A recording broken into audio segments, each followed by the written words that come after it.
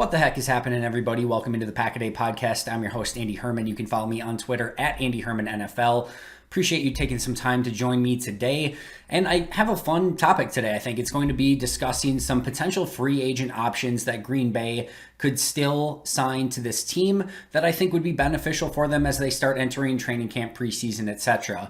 And before we get into this list, I want to be very clear. This is not a Richard Sherman list. This is not anyone that you're going to be like, holy cow, this is a top-tier free agent that's going to change the face of the Packers. These are more value free agent signings. And really, frankly, as I go through these five players, if any of them are asking for legitimate money, which a couple of them may be, I think it's probably a pass. But if you can get some of these guys in at a value dollar amount, I think it makes a ton of sense to add some depth to some specific positions on this roster. So I'll start, they're not in any particular order. They're just five guys that I think could help this team and could add to the competition as training camp kicks off. So let's start off with number one on my list, and that's edge rusher Vic Beasley. And you're going to start sensing a trend here as we kind of go along. But what I'm looking for are some players who have high-end potential, usually still below the age of 30, who have shown at some point that they are extremely talented players,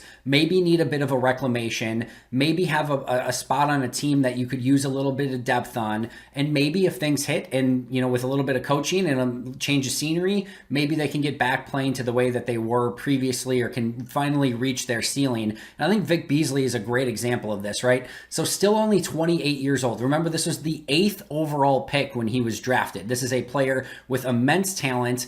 And I think if you look at the Packers roster, right, at edge rusher specifically, you've got Za'Darius, you've got Preston, you've got Rashawn Gary, and then there's sort of this question mark as your number 4 edge rusher. And this isn't necessarily a position where you want to have a lack of depth, right? The Packers have been very lucky with Preston and Za'Darius not having any, real injuries. They've been a little bit nicked up here and there, but mostly have been able to play. Rashawn Gary's been nicked up here and there.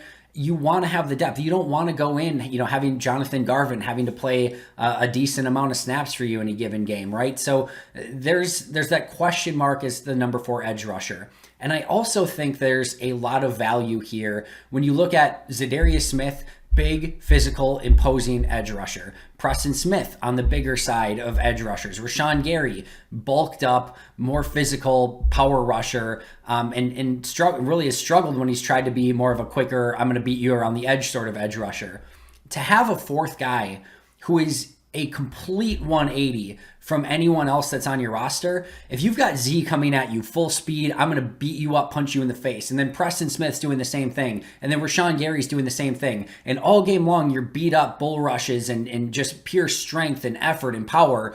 And then all of a sudden, Vic Beasley lines up across from you for a handful of snaps, and it's just boom, shot out of a cannon off the line of scrimmage, bending around the corner. That is a change of pace, like a change of pace running back where you're used to, a bruising, power back, and then all of a sudden this quick, fast, whatever change of pace running back comes in, and it's a totally different dynamic for the defense. It can be the same thing for an offensive tackle. You're getting in your same sets, you're getting in a rhythm, you're trying to protect against the bull rush, and you're kind of in that mindset. And now all of a sudden, Vic Beasley comes shot out of a cannon, and it can take a couple snaps to adjust to that. And if you can steal a couple snaps where he gets around the edge, where the edge, the offensive tackle isn't expecting it, I love having a different type of player. And what if the opposing the opposing offense has 2 tackles who are specialists against more of the physical, edge rushers, the more, want to run through you and want to go through you type edge rushers. If they have 2 specialists like that, you want to throw something different at them. And right now the Packers, other than Tipanaliai, who's more of a speed rusher, I guess, they don't have that guy on the roster. So to add this type of player as your 4th edge rusher, and I think one of the big things with Vic Beasley, why he's failed at times, is because he's asked to be the guy as an edge rusher, or at least a starter, and playing a ton of snaps. Now you get into a situation where you're the number 4. You're going to get maybe 10, 15 snaps per game, and go out there, use your best couple moves, best couple, speed rushes, see if you can steal a sack, see if you can get a couple pressures. And this is somebody who, 4 seasons ago, had 43 hurries and 16 sacks in 2016. 43 hurries and 16 sacks. The potential and the talent is there. And if there's anyone that I would want getting, their hands on this type of player, it's Mike Smith. Like, let Mike Smith after and give him a reclamation project to work out. And also, by the way, who better to have than Zadarius Smith, Preston Smith ahead of you to kind of maybe get you back in the right frame of mind to getting back to the point where you were a 43 hurry 16 sack guy just a handful of seasons ago. He's a 9 sack guy 2 seasons ago. If that's your number 4, there's a lot of value in that. So I really like this potential signing for Green Bay. Again, most of these probably not going to happen, right? But if I'm Gutekunst and you can get Beasley at a really nice cost as a number 4 edge rusher with some upside, reclamation project, I'm 1,000,000% all for it. And again, I love the fact that he brings a different flavor of edge rusher to the team. Number 2 on my list, very similar in the fact that he's still young, ultra talented, former early draft pick, and you're questioning some of the depth that you currently have on the roster. And that's Malik Hooker, 15th overall pick just a few seasons ago. He just turned 25 years old. He has a tremendous amount of talent, has the ability to play a variety of different roles at the safety position, can be your center fielder, ball hawking safety, can play a little bit closer if you need him to. And we go back to the question of, outside of Adrian Amos and Darnell Savage, who's your number 3 safety? If I would be willing to bet a decent amount of money that Malik Hooker is going to be able to come in and beat out the Will Redmonds and the Vernon Scotts and the Henry Blacks of the world. And I know there's some talent there. And the big question mark here is, how much does Malik Hooker want in free agency, right? If he's asking for a longer term deal or big money, then it's probably out of the equation, right? But if you can get Malik Hooker on a 1-year prove-it type deal where he has the ability to be that number 3 safety, which then allows Adrian Amos to be playing in the box if you want, Darnell Savage to be playing in the slot if you want, that opens up a variety of different things. And I feel a lot better about Malik Hooker playing as that safety than I would about Will Redmond right now. So the money is the question mark here with Malik Hooker, but he had all the talent in the world coming out, still only 25 years old. This is a player that, again, as a coach, I would love to get my hands on and see behind Amos and Savage, can we make, 30, 40 snaps a game, for Hooker and figure out a way to get him on the field, rebuild his confidence. And injuries have been the big thing for Hooker. So hopefully, he can be a player that maybe stays healthy this upcoming season. You never want to spend any significant money on a player who's had a serious, injury history through the start of his career. But again, you're starting to look at the time of year where you can get these guys at a much better value. And I think that's what I'd be looking at here with Malik Hooker. Number 3 on my list is Dennis Kelly, offensive tackle, Tennessee Titans. This is a starter for the Titans last year. Played 1,100 snaps as a starting tackle, has left tackle and right tackle versatility. He played with Matt LaFleur when Matt LaFleur was an offensive coordinator for the Tennessee Titans. They used him a little bit as like a number 6 offensive lineman, bringing him in on some heavier run formations sort of plays so you could do some of that with him. But here's the thing with Dennis Kelly. You do not want to find yourself in season needing to find an offensive tackle. And Dennis Kelly isn't great, right? He's one of those, not that dissimilar to like a Rick Wagner, where you can put him in there and you can get by with him. A Jared Valdir sort of situation. You can put him in there and you can continue to run your offense. And I cannot tell you how much value it has to have a guy that you can put in there and not have to add another tight end or a running back to chip players. Is he going to be great? No. But you can continue to run your stuff without having to be like this, we're just going to get beat up over and over and over if we put this guy out there on an island. And Dennis Kelly has that value. And it is insanely hard to find this type of player once the season starts. And now maybe Dennis Kelly goes unsigned and maybe he stays available through the course of the season. And if that's the case, great. But more often than not, you can't find swing offensive tackles who have left tackle, right tackle versatility, who have started in this league, who've been okay starters in this league once the season starts. And you might say, well, Bakhtiari's coming back at some point. They got Billy Turner who can play tackle. Ben Braden's been practicing at tackle. Royce Newman's been practicing at tackle. Like Elton Jenkins can kick out at tackle. Like they have plenty of options. But the truth of the matter is David Bakhtiari's hurt. We don't know when he's going to be coming back. Yes, you have Billy Turner, who's a solid tackle and certainly going to be probably the starter at right tackle. Royce Newman, probably best as a guard. Ben Braden, probably best as a guard. And Elton Jenkins, ideally, you would like him to probably stay at his best spot, which is probably guard. So, yes, you've got a couple options there, but none of the three outside of Bakhtiari and Turner are true offensive tackles. So, to add one more guy into that room, again, cost pending, right? If it's a big deal that he wants, then it's probably a non-starter. But if you can get him for a value and get him in the door, he knows a good chunk of the offense from playing with Matt LaFleur and his offense in Tennessee. To me, this is a no-brainer type of signing. Again, pending price. That you add depth to your team. And you don't want to go into the season with a lack of depth. And Billy Turner gets hurt or, anything like that. All of a sudden your depth at offensive tackle takes a major hit. And you don't want to be in a position where, all of a sudden you're starting Elton Jenkins and Ben Braden as your starting tackles, or Elton Jenkins and Royce Newman. That affects the depth of the interior of the offensive line then as well. So I just think there's a lot of value in signing this type of guy now before you need him, because when you need him, he's probably not available. Number 4 on my list is a name you may not know very well. He's been in the league for almost like a decade.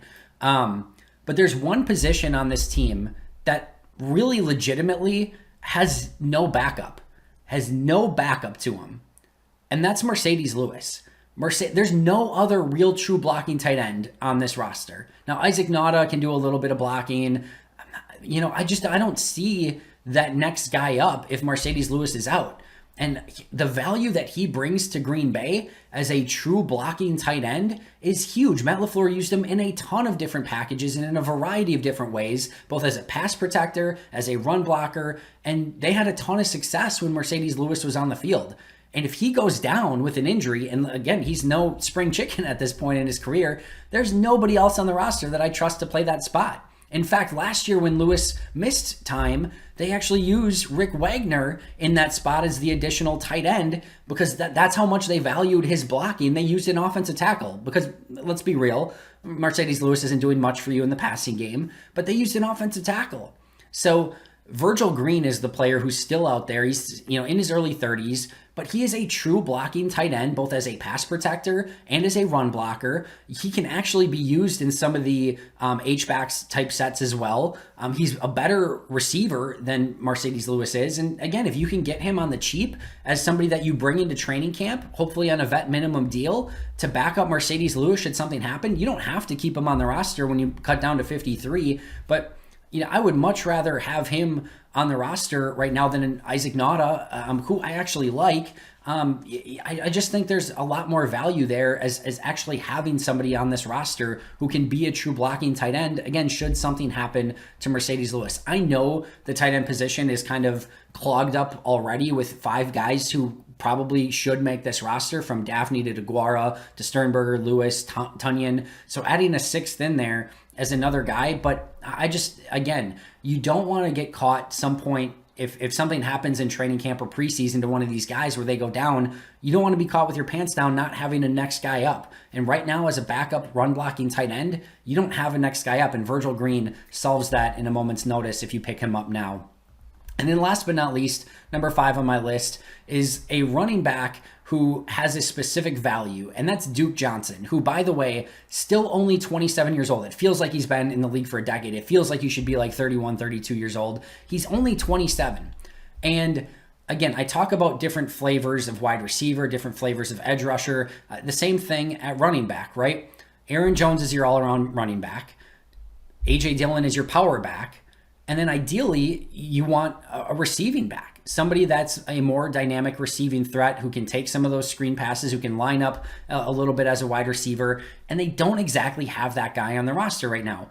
I do think that Kylan Hill has the ability to be that type of guy moving forward. And I can totally understand not wanting to add another veteran back right now when really I like Patrick Taylor, Kylan Hill, and Dexter Williams fighting for that number 3 spot. I like all of those guys, and I think it should be a really sound competition, but they still don't have that type of running back on the roster. And I don't think competition is a bad thing at this point. And if all of a sudden Duke Johnson proves that he's the best number 3 running back, then you have a decision to make of, do you want to keep a Kylan Hill as your number 4? Maybe try to get one of those guys or 2 of those guys back on the practice squad. But assuming Aaron Rodgers is back, this is a team that's trying to win a Super Bowl. And there's a time and a place to develop players. And I don't think you want to let Kylan Hill go because I think there's a lot of potential there. Again, if you haven't had a chance to go listen to my deep dive into Kylan Hill, definitely do so because I'm incredibly excited about him and I love his talent. But this is a team, again, that's ideally trying to win a Super Bowl this year. I think Duke Johnson brings something to the table that you don't have on the roster and could be a very strong fit in a Matt LaFleur offense. And again, should something happen to an Aaron Jones or an A.J. Dillon, heck, I feel a lot better about, if Jones is down, going in with Dillon and Duke Johnson than I do with Dillon and Kylan Hill or Dillon and Dexter Williams or Dillon and Patrick Taylor. And the same thing goes if A.J. Dillon goes down. I still feel better with Aaron Jones and Duke Johnson than I do with Aaron Jones and Kylan Hill or Williams or Taylor. So I think there's a spot there for a Duke Johnson. I think he can help this team. So 5 guys that I think can help this team and at the right price would 1,000,000% bring in over some of the guys that are currently on the roster: Vic Beasley, Malik Hooker, Dennis Kelly, Virgil Green, and Duke Johnson. That's going to do it for me today. Thank you so much for joining me as always. Super appreciative of it. Join me right here tomorrow for an all-new episode. Again, I'll be right back here. Subscribe if you haven't already. But until next time, and as always, go Pack Go.